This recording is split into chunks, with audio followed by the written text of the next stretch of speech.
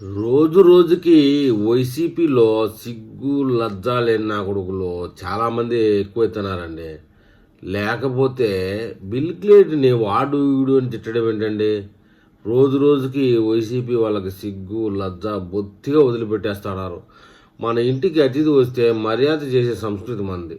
YCP వాళ్ళు అది కూడా తొంగలో తొక్కి జగన్ ఇచ్చే పేటీఎం చిల్లర డబ్బులకు గడ్డి తిని నీచంగా మాట్లాడుతున్నాడు.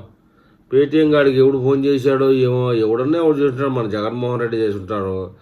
వాడిని బాగా తిట్టమని బిల్ గేట్స్ని వాడు వీడు అని పదాలు వాడమని ఇంకా రకమని ఇదని చెప్పుంటాడు. పేటీఎం పితామహుడుగా పేరుగాంచినటువంటి జర్నలిస్ట్ సాయి అని లోఫర్ నా కొడుకు బిల్ గేట్స్ గురించి అవాకులు చెవాకులు వెళ్ళాడండి.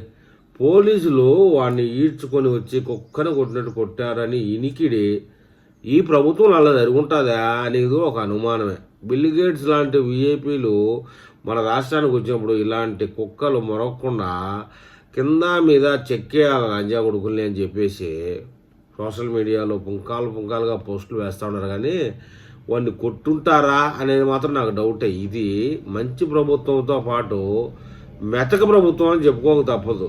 ఈ పాటికే మరి వాడిని అరెస్ట్ చేసి ఉండాలా, ఏ మీడియాలో రాలా. ఇదేదో సోషల్ మీడియాలో ఒక పోస్ట్ కనపడింది. ఇది ఎంతవరకు నిజమా అబద్ధమా అని మన తెలుగు ప్రజలైతే కామెంట్ చేస్తారని మీ కామెంట్ కోసం ఎదురు చూస్తూ ఉంటాను.